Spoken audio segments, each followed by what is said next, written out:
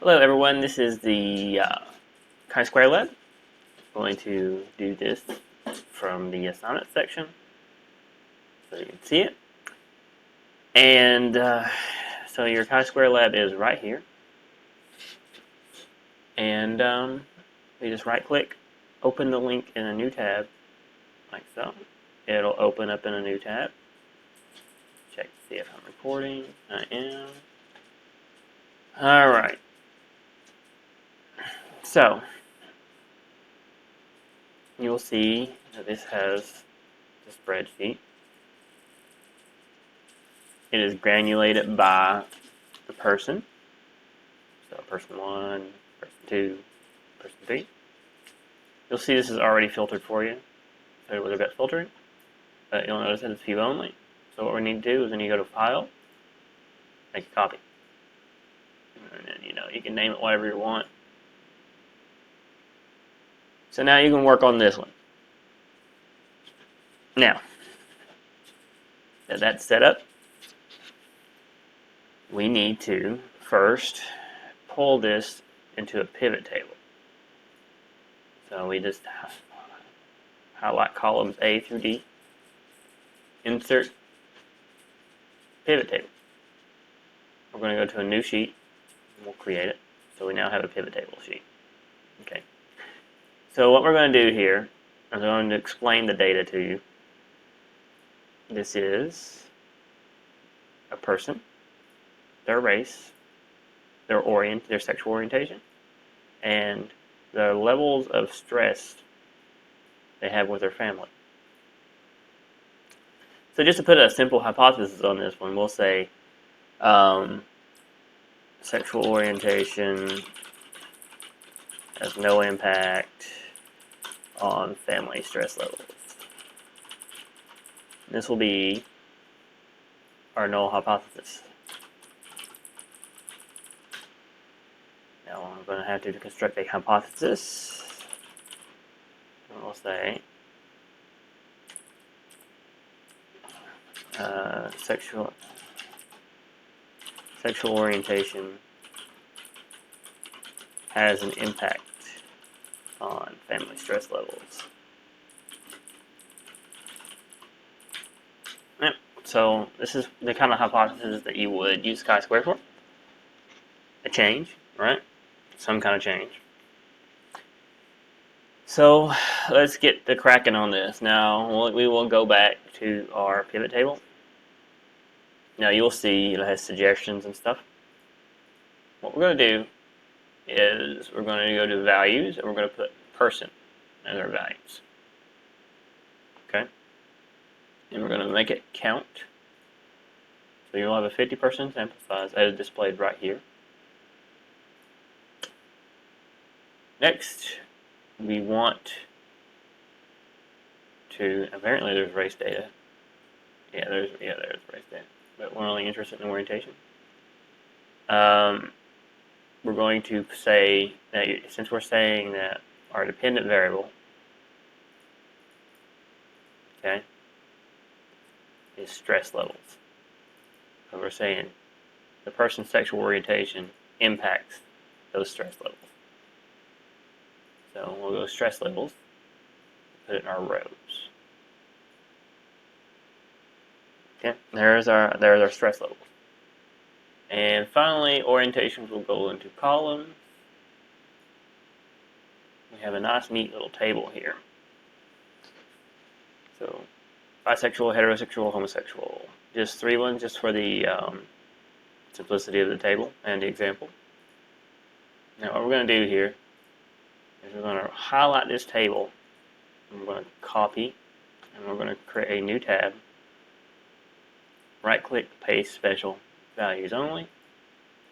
And we're going to, excuse me.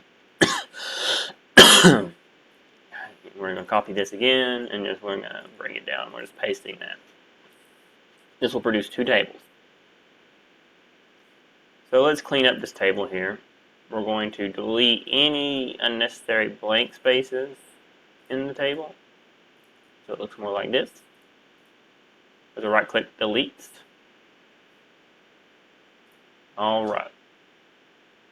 So we now have, we'll call this our actual table, actual. And this is our hypothesized table. And your actual table is just your actual data. So we'll leave this set in stone. We'll highlight it, a little yellow thing here. Now for our hypothesized table, I'm going to make this blue, a different shade of blue so it's a little bit more readable. Another shade lighter even. There we go. So what we're going to do here is we're going to clean out all the values that are not your grand totals, because you don't want to put your grand totals in this calculation. Alright, now let's make our null hypothesis table, which is the hypothesized table. Going back to the lecture, you'll remember that chi-square null hypothesis is that the values will be equally distributed across the categories normalized by your sample size or your distribution. Okay. So this will be a count thing. We have 50 samples. Okay, so our degrees of freedom will be 50 for this. df equals 50, because we're not really talking about any parameters. If we were talking about average or something, it'd be 49. So what we're going to do here is we're going to create a calculation that will evenly distribute the sample size amongst the categories. So in order to do this, we need to multiply the row, which I have clicked there, times the column, divided by the grand total. Enter. There's our first one. Now, in order to do this quickly, we're going to put those dollar signs in there to hold things constant on the E15, because that will never change. Okay. And then finally, we're going to drag to the right. So we're going to lock our row as well. So we're going to lock the row. That way we can just do this. And as you can see, it will properly multiply the correct row to the column. Now we're just going to do that 3 more times. Equal row times column divided by grand total. We're going to lock the grand total, and we're going to lock the row. Enter.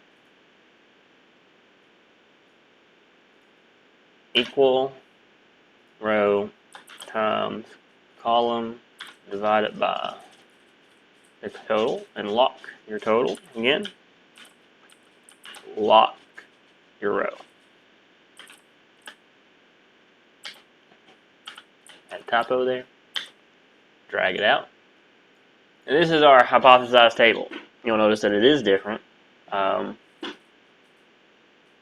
So the actual data, let's just take a look at the data itself, right? So if everything was held even,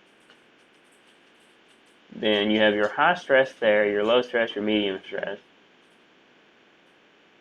We would say that based on the population distribution, because there are fewer bisexual people in the data set, there should be less being stressed if held equally. Okay? Because there are more heterosexual people in the data set, there should be more stress because there's just more people. Okay?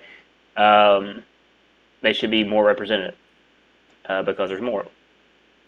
And then for the homosexual folks, lower than the heterosexual folks, but higher than the bisexual folks.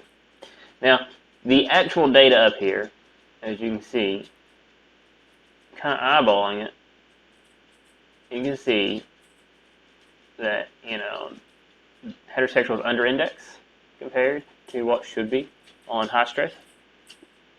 Bisexuals are about equal, but you can see homosexuals way over-index compared to what's expected. Just by eyeballing that, we can tell. Okay, so there's a difference here already. But let's go ahead and do the calculation. So we're going to do equal chi test. And we're going to go your actual range, not your total. Keep in mind, not your total.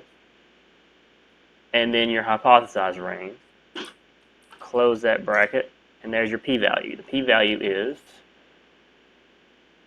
0.07, 0.08 when you round it up. So what does that mean? Well, 0.05 or lower is rejection point.